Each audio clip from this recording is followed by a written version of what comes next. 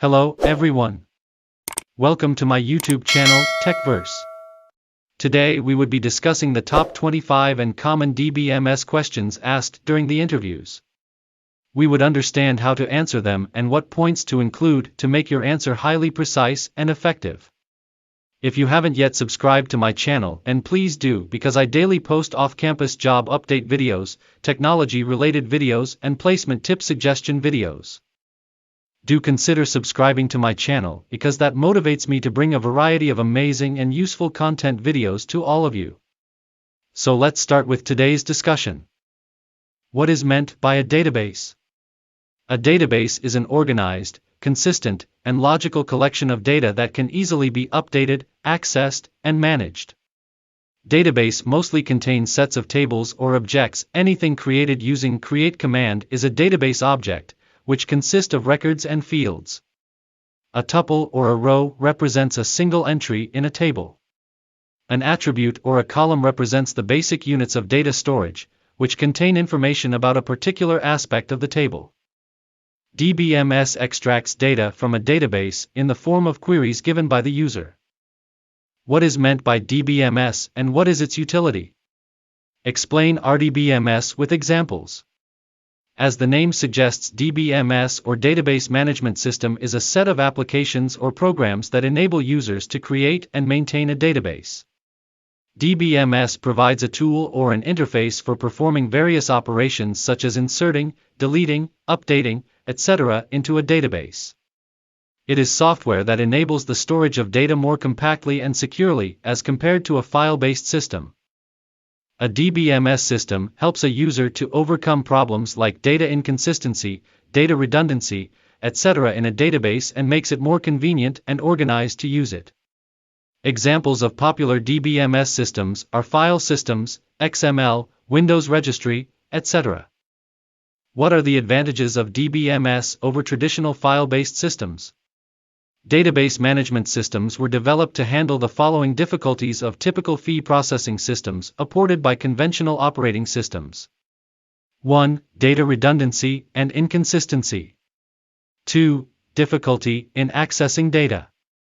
3. Data isolation, multiple files and formats. 4. Integrity problems. 5. Atomicity of updates. 6. Concurrent access by multiple users. 7. Security problems. What is the difference between super, primary, candidate, and foreign keys? A super key is a set of attributes of a relation schema upon which all attributes of the schema are functionally dependent.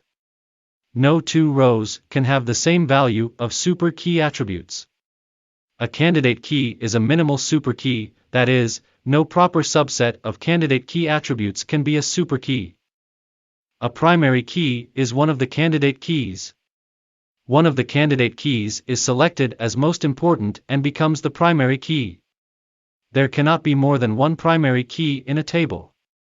A foreign key is a field, or collection of fields, in one table that uniquely identifies a row of another table. What is database normalization and what are the different types of normalization? It is a process of analyzing the given relation schemas based on their functional dependencies and primary keys to achieve the following desirable properties. 1. Minimizing redundancy. 2. Minimizing the insertion, deletion, and update anomalies. Relation schemas that do not meet the properties are decomposed into smaller relation schemas that could meet desirable properties. There are many successive levels of normalization which are known as normal forms. Each consecutive normal form depends on the previous one. The following are the first 3 normal forms.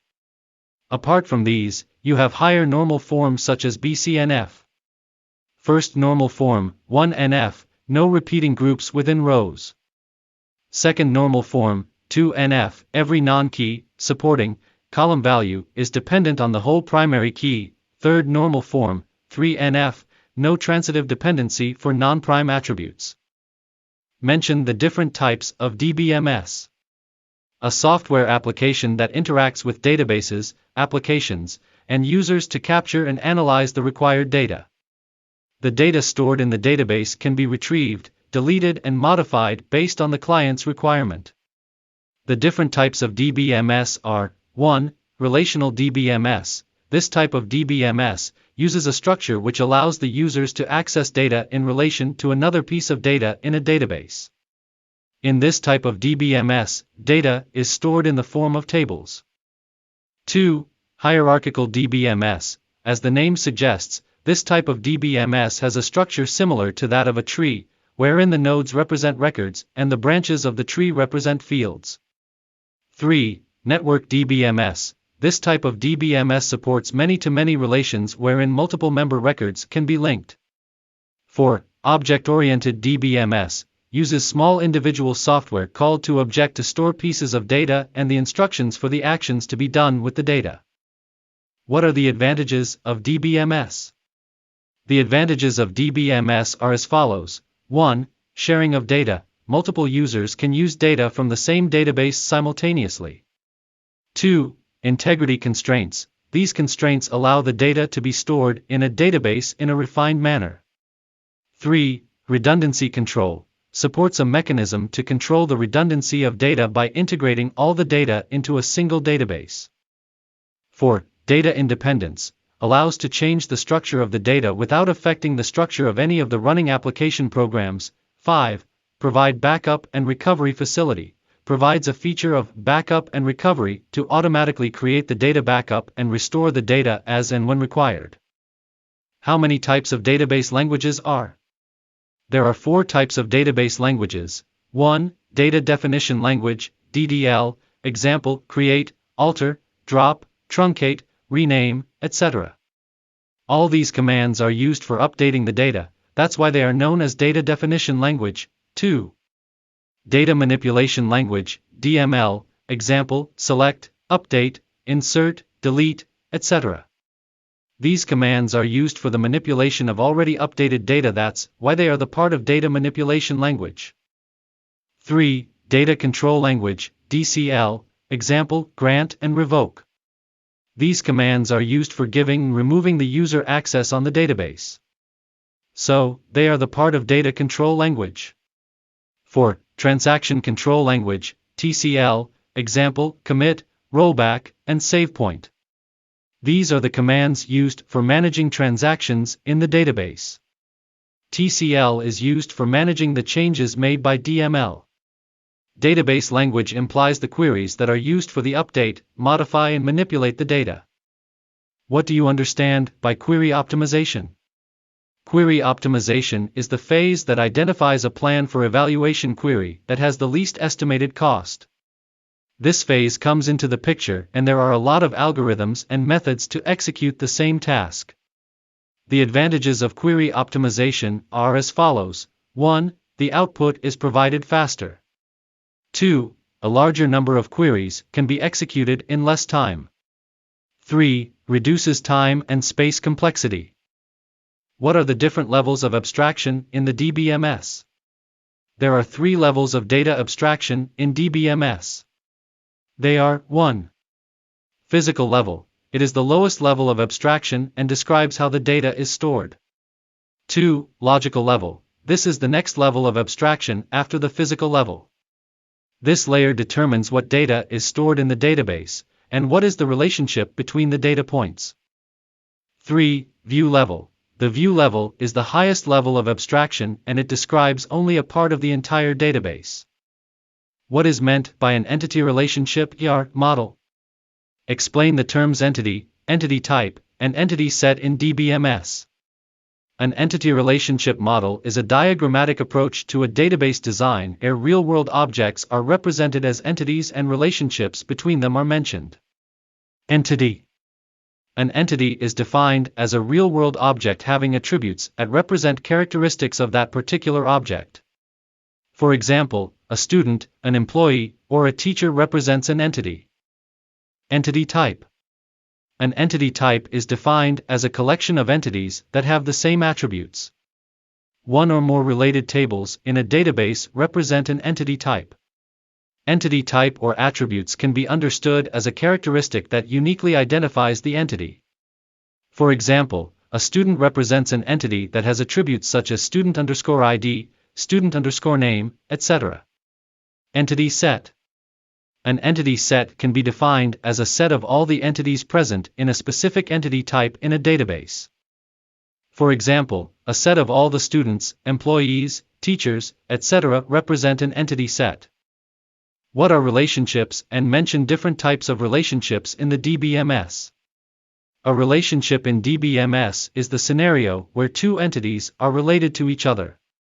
In such a scenario, the table consists of foreign key references to that of a primary key of the other table. The different types of relationships in DBMS are as follows. 1. One-to-one relationship, used when a single row in table A is related to a single row in table B. 2. One-to-many relationship, used when a single row in table A is related to many rows in table B. 3. Many-to-many relationship, used when many rows in table A can be related to many rows in table B. 4. Self-referencing relationship, used when a record in table A is related to the same table itself. What are the ACID properties in DBMS? ACID stands for atomicity, consistency, isolation, durability. It is used to ensure that the data transactions are processed reliably in a database system. 1. Atomicity. Atomicity refers to those transactions which are completely successful or failed. Here each transaction refers to a single logical operation of a data. So, even if one part of any transaction fails, the entire transaction fails and the database state is left unchanged. 2. Consistency. Consistency ensures that the data must meet all the validation rules. In simple words, you can say that your transaction never leaves the database without completing its state. 3. Isolation. The main goal of isolation is concurrency control. 4. Durability. Durability means that if a transaction has been committed, it will occur whatever may be the scenario. What is meant by data warehousing? The process of collecting, extracting, transforming, and loading data from multiple sources and storing them into one database is known as data warehousing. A data warehouse can be considered as a central repository where data flows from transactional systems and other relational databases and is used for data analytics. A data warehouse comprises a wide variety of an organization's historical data that supports the decision-making process in an organization. What is a lock? Explain the major difference between a shared lock and an exclusive lock during a transaction in a database. A database lock is a mechanism to protect a shared piece of data from getting updated by two or more database users at the same time. When a single database user or session has acquired a lock, then no other database user or session can modify that data until the lock is released. 1. Shared lock. A shared lock is required for reading a data item, and many transactions may hold a lock on the same data item in a shared lock. Multiple transactions are allowed to read the data items in a shared lock. 2. Exclusive lock. An exclusive lock is a lock on any transaction that is about to perform a write operation. This type of lock doesn't allow more than one transaction and hence prevents any inconsistency in the database. Explain different types of keys in a database. There are mainly 7 types of keys in a database. 1. Candidate key. The candidate key represents a set of properties that can uniquely identify a table. Each table may have multiple candidate keys. One key amongst all candidate keys can be chosen as a primary key. In the below example, student ID and first name can be considered as a candidate key since they can uniquely identify every tuple. 2. Super key. The super key defines a set of attributes that can uniquely identify a tuple. Candidate key and primary key are subsets of the super key. In other words, the super key is their superset. 3. Primary key. The primary key defines a set of attributes that are used to uniquely identify every tuple. For example, student ID and first name are candidate keys, and any one of them can be chosen as a primary key. In the given example, student ID is chosen as the primary key for the student table. 4. Unique key. The unique key is very similar to the primary key, except that primary keys don't allow null values in the column, but unique keys allow them. So essentially, unique keys are primary keys with null values. 5. Alternate key. all the candidate keys, which are not chosen as primary keys, are considered as alternate keys. In Qn example, first name and last name are alternate keys in the database. 6. Foreign key. The foreign key defines an attribute that can only take the values present in one table common to the attribute present in another table. In an example, course ID from the student table is a foreign key to the course table, as both the tables contain course ID as one of their attributes. 7. Composite key. A composite key refers to a combination of two or more columns that can uniquely identify each tuple in a table. What are the different levels of abstraction in the DBMS? There are 3 levels of data abstraction in the DBMS. They include physical level. This is the lowest level of the data abstraction, which states how the data is stored in the database. Logical level. This is the next level of the data abstraction, which states the type of the data and the relationship among the data that is stored in the database. View level. This is the highest level in the data abstraction, which shows / states only a part of the database. For example, user interacts with the system using the GUI and fill the required details, but the user doesn't have any idea how the data is being used. So, the abstraction level is entirely high in view level. Then, the next level is for programmers, as in this level the fields and records are visible and the programmers have the knowledge of this layer. So, the level of abstraction here is a little low in view level. And lastly, physical level, in which storage blocks are described. Explain the term specialization and generalization. Specialization. Specialization is a process of defining a set of subclasses of the entity type. Here, each subclass will contain all the attributes and relationships of the parent entity. Apart from this, the subclasses may contain additional attributes and relationships specific to itself. Generalization. Generalization is a process of finding relations, common attributes for a particular set of entities, and finally defining a common object. What are the differences between Ddl, Dml, and Dcl in SQL? Following are some details of 3. Ddl stands for Data Definition Language. SQL queries like create, alter, drop, and rename come under this. Dml stands for Data Manipulation Language. SQL queries like select, insert, and update come under this.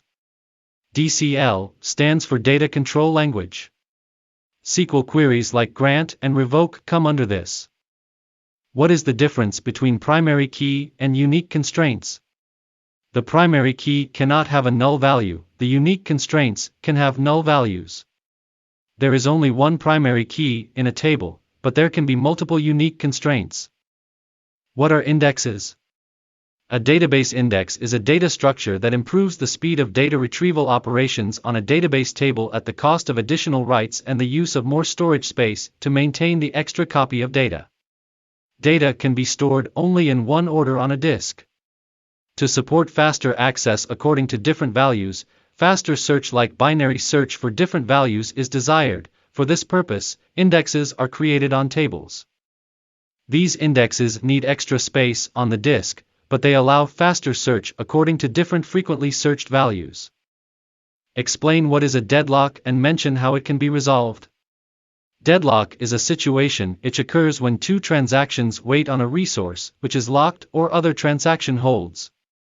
Deadlocks can be prevented by making all the transactions acquire all the locks at the same instance of time.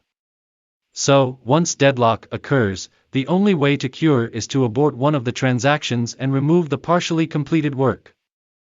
What is relational algebra?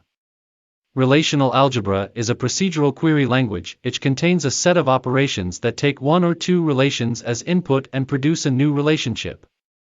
Relational algebra is the basic set of operations for the relational model. The decisive point of relational algebra is that it is similar to the algebra which operates on the number.